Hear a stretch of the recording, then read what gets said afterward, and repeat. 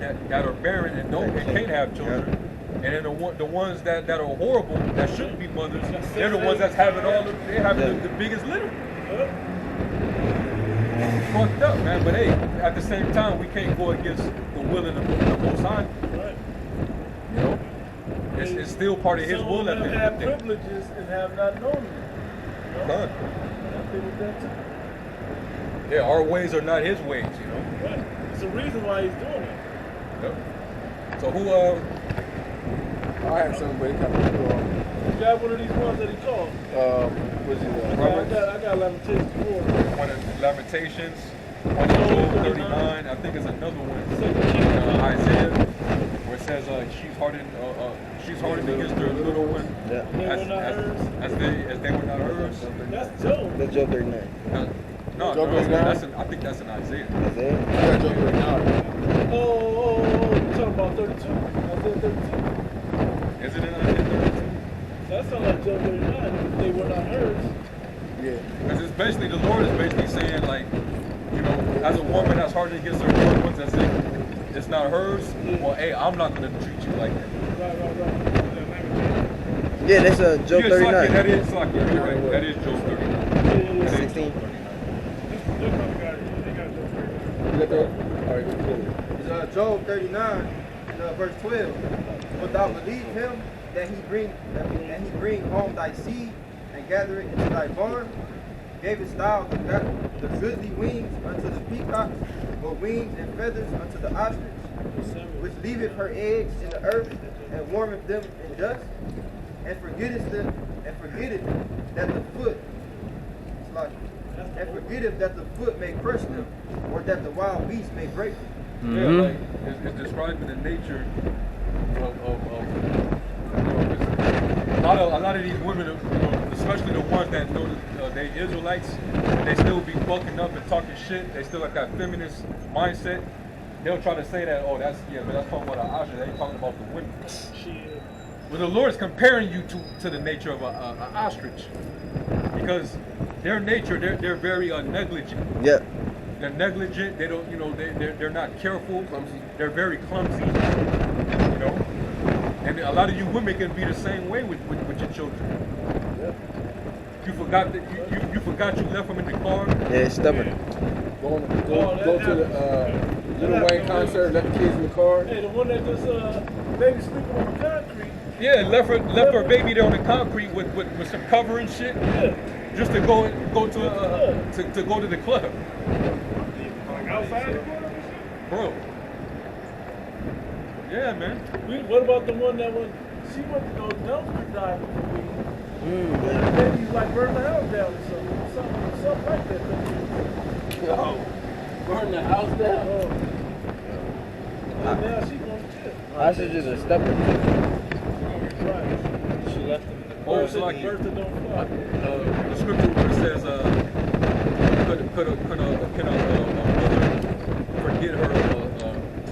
can a mother forget her suckling? Oh, her suckling child. Suckling child? Yeah. I think that's in Isaiah.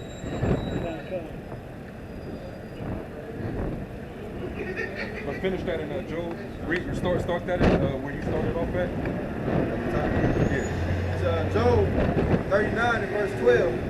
But thou believe him that he bring home thy seed and gather it into thy barn, gavest thou the goodly wings unto the peacocks, or wings and feathers unto the ostrich, which leaveth her eggs in the earth and warmeth them in dust, and forgetteth that the foot may crush them, or that the wild beast may break them. She is hardened against her young ones, as though they were not hers. She's hardened against them as if they're not even hers. Her labor, So a lot of them, he's just a paycheck. He's just something to help, keep getting a monthly paycheck and some free benefits. About him. Wanting for his check.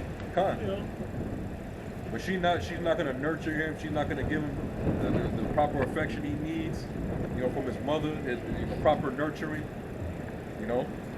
She's gonna abuse him and talk shit to him. You look just like your father. I hate that nigga. Yep. You remind me of your father. Like the woman that slapped her baby. Yeah, bro. She did that because Yeah, because of the father. Yeah. He can come get you. I don't give a fuck about y'all. Like, you know, that no other nation deals with that kind of shit, man. Yep. You don't see. You don't see Moab do that. Elam. You don't see Elam do that. You don't see Ishmael do that shit, man. You know? That's how you know our people are, man, it's gone. That's what that means. She's hardened against her young ones as if they're not hers. You know? You're not going to treat them with care. Hey, you got a lot of 8, 9, 10-year-olds. They wander in the streets at night when they're supposed to be their ass in the bed. They're out there getting into trouble. They're probably trying to hit licks, breaking the houses and shit. Yep. Don't go to school. Ditching class. And she in there, you know, on her phone, on social media, on Facebook, getting into drama, gossiping, or probably, you know, getting back shots from the thug nigga up the block or the weed man. Getting the train ran over and shit. She don't know where her children is at. It's like you ever seen the Poetic Justice? Kids in there by themselves. They in there by themselves while she in there getting, you know, drilled by getting pounded out and shit. Doing basin. Yeah, basin. Yeah. You know, doing crack with the crack pipe and shit, man. And that's part of black culture too. That degenerate behavior. You may not be on the crack pipe now, but you still act like you are. Right. Yeah. A lot of our women. A lot of our people. I ain't just and you wonder why the streets is raising them. Exactly. You giving them right over to the streets eats them up. And what happens? They become a product of the street. You know what I'm thinking about? South Central. Oh yeah. His mama, what did he say? Deuce is his daddy. No, yeah. The county and his mama, and Deuce is his daddy. Street life. Yep. So that Esau in the streets. Yep. Consequences.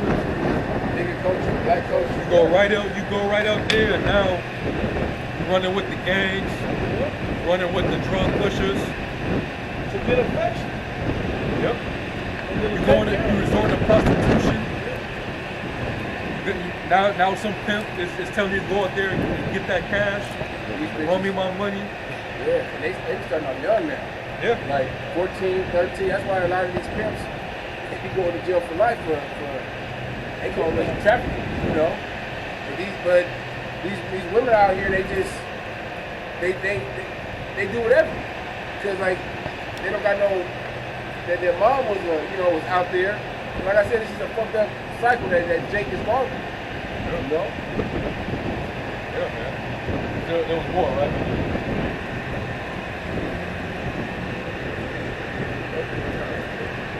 Like in Job 39, 17, because the Most High have deprived her of wisdom, neither have he imparted to her understanding.